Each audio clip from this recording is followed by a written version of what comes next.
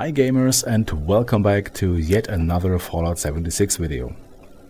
Last week I rolled some really nice legendary auto axes, and after I rolled them I came up with a nice power armor build. It is semi-lazy, so I can run several expeditions or so without having to scrap everything every 5 seconds, and I can pick up like a whole lot of stuff. So let's hop right into the special stats that I do have. I have 10 in strength, 1 in perception. I would go with... no, I don't think I would go with 1. 8 in endurance, 6 in charisma, 10 intelligence, 11 agility and 10 in luck. Let's hop into the... come on. Nice. For the legendary perks, I do have electric absorption. This increases my energy resistance greatly, and I will be healed via energy damage, and my fusion core in my power armor is recharged via energy damage. So this is absolutely great. I have legendary luck maxed out, legendary strength maxed out, legendary intelligence maxed out, taking 1 for the team because I usually play in a team, and honestly this is one of the best damaging perks ever. It goes up to 40% more damage dealt when enemies attack you. That's crazy. And sizzling style for a bit more fire resistance, which is also pretty handy for events like Test Your Metal, where the robots shoot flames at you or something like that. Now let's hop back into the perk cards. Pack Rat for me being able to carry more junk. It is amazing for a lazy build, so I can carry and loot and everything all day long and not being overweight. Blocker for the pesky little mutant hounds in West Tech or any other crickets or basically any melee attacker. Incisor for 75% armor penetration, that's amazing. Martial Artist basically for the weapon weight reduction. I think 30% faster swing speed is okay. I don't know how well this scales with the auto tools, but for 60% less weight is amazing. And Arms Keeper for 70% less weight for rifles that I pick up. For example, West Tech or the assault rifles, they start to weigh you down after a run. So with this one I can do like 4 runs in a row without being terribly overweight. Under Perception I do have Fire in the Hole. This is basically for expeditions, more specifically for the most sensational game, where you have to throw potatoes at people that are tied down in the, what is it called, Siren Theater? So you can see where you throw the potatoes. Under Endurance I do have 3 points in Fireproof. Basically another perk for fire reduction, as I said earlier with Sizzling Style. Then 1 point in Reticule, which gives me 5% more strength and therefore more carry weight and more damage. Amazing. And 4 points in Life Giver for 45% more health. As a low health build, every point of health is absolutely welcome. Under Charisma I do have Strange in Numbers. Positive mutation effects are 25% stronger if teammates are mutated too. Basically everyone in this game is mutated at some point, so this is basically free 25% buff to my mutations. Then I do have Tenderizer, a great perk which gives me 10% more damage for free as soon as I attack, and yeah, there's nothing more to say about this. This is great. And here I do have Friendly Fire. Because I did Radiation Rumble earlier, you can also swap Friendly Fire with like Inspirational for 10% more XP. That's completely free to swap. Under intelligence, I do have Nerd Rage.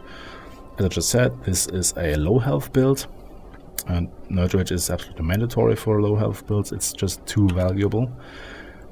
Makeshift Warrior, another extremely important one for auto access, drills, Mr. Handy Buzzsaw arms, or what all the auto tools are. They break extremely fast, and with this I can counteract this breakage a bit. Batteries included. I wouldn't necessarily need batteries included, but as I said, this is a lazy build, therefore I'm carrying a whole lot of fusion cores with me, maybe some other energy ammo types that I pick up along the way, and this prevents them from weighing me down too much. Scrapper is just another one that I have for pure convenience, so I can scrap stuff that I pick up during my runs more efficiently. Oh, I'm sorry. And Power User, fusion core duration is now doubled. This is pretty important. I mean, I have 93 fusion cores. I could spare those 3 points, but that's actually pretty important because every attack with a auto axe or a power tool, so to speak, is considered a power attack and drains your AP, which in Power Armor drains your fusion core. And under agility I have Through Hiker, because I'm carrying a lot of food with me, a lot of drinks with me, and this takes away a whole lot of the weight. Adrenaline is a great damage buff. Nothing more to say on this one, it's just very potent. And Dodgy is another defensive perk. I do have quite... I'm not too short on AP, so I can spend some AP for additional survivability. That's actually pretty good. And Action Girl is from a teammate, which I don't have in my usual setup. And under luck, I do have Ricochet. This works good with my vampire weapon. Even the reflected bullets from enemies do count towards the vampire healing, so that's another bonus healing. Plus survivability. Great perk. Luck of the Draw together with Makeshift Warrior is a great way to counteract the huge breakage of the weapon. Class Freak reduces the negative effects of my mutations, and I do have quite some of them, because I don't only do melee builds, I do also use some other mutations and some that are not always on, so this is pretty important. Starch Genes is absolutely mandatory, because I don't want to lose any of my precious mutations to a Redaway during Radiation Rumble or something like that. Good with Salt, because I carry a whole lot of food with me, as I just said, and I don't want it to spoil in my backpack. And after that, Bloody Mess for, in this case, 5% more damage. If my auto axe had the 3rd star of breaks 50% slower, I could get rid of maybe 2 points of Luck of the Draw and could add them to Bloody Mess, so the entire bonus would be 15% more damage. But this is actually the base build right now. I do have some mutations, as I just said, maybe some more than I actually need, but my mutations are Adrenal Reaction, because this is a low health build, as you can see. Bird Bones for reduced fall speed. You don't take fall damage in Power Armor, but you avoid at some point the, we call it superhero landing, where you are staggered upon landing. Carnivore, because the best melee food is meat based. Eagle Eyes is actually a mutation from another build, which I don't want to swap around all the time. Egghead is just for ranking up quicker. I'm sacrificing 2 points of strength here for this. It is not ideal for a melee build, but it is a bit of a trade-off for better versatility. Then empath, because I always play in a team and I'm a team player, whatever. Grounded for more energy resistance. I could get I could get rid of grounded because I do have the legendary perk card.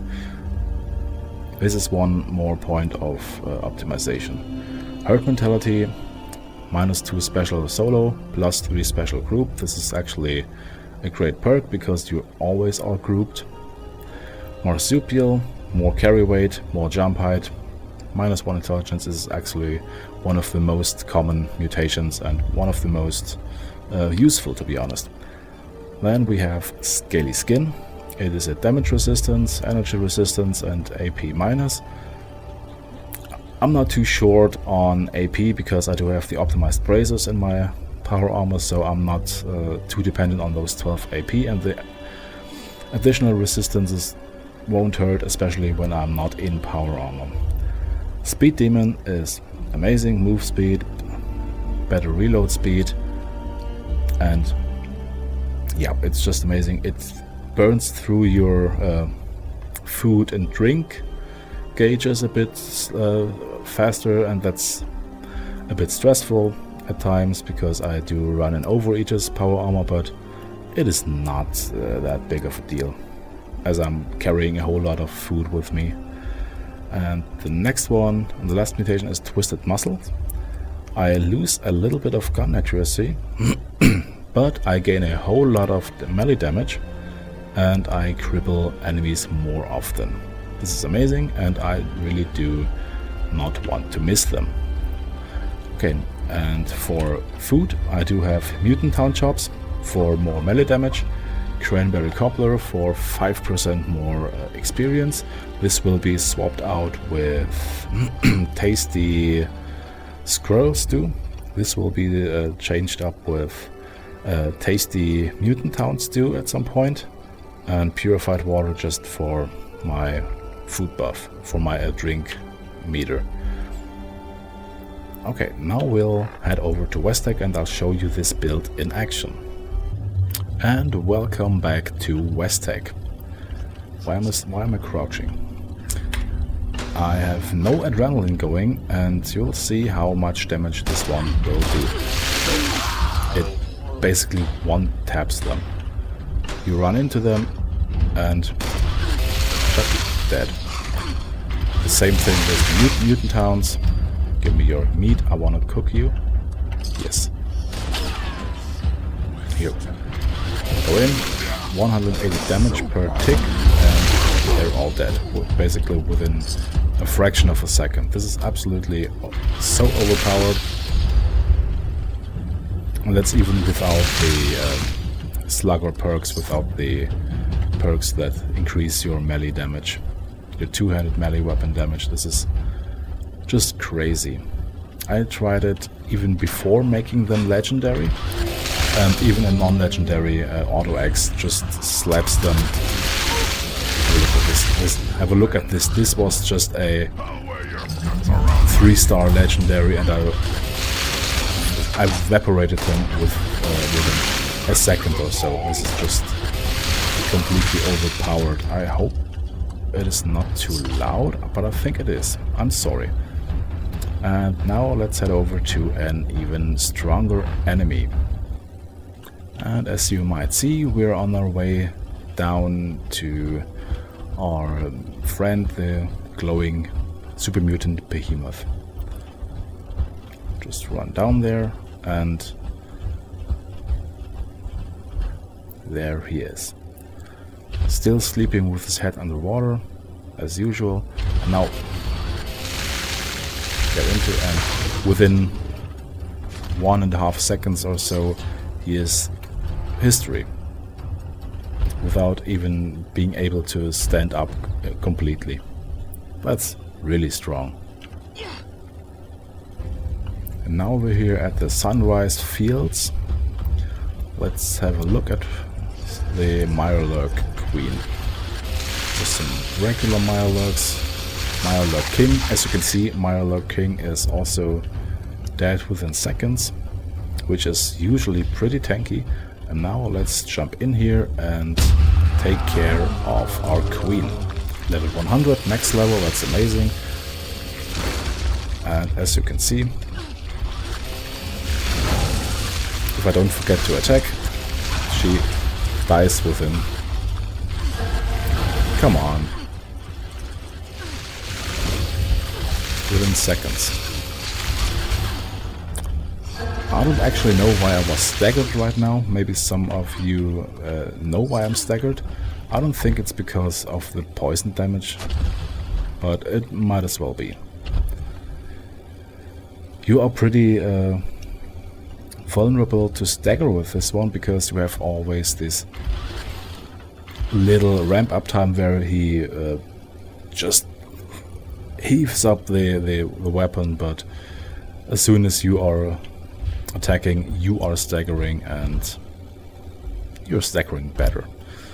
So, for this said, I hope you like the video. I hope you will be able to recreate some of this. Maybe, as I said, it is not really the most important thing how good your weapon is. It is just a auto X, which is always absolutely overpowered, even a non-legendary one. So have fun trying this build, and if you had fun watching this, consider leaving a comment. Tell me what, maybe tell me what weapon I should cover next. Maybe a non-power armor auto X build. I'm working on this currently. Maybe a commando build, stealth commando build, whatever. So leave a like, comment, subscribe, whatever. I hope you liked it, and until next time, bye gamers.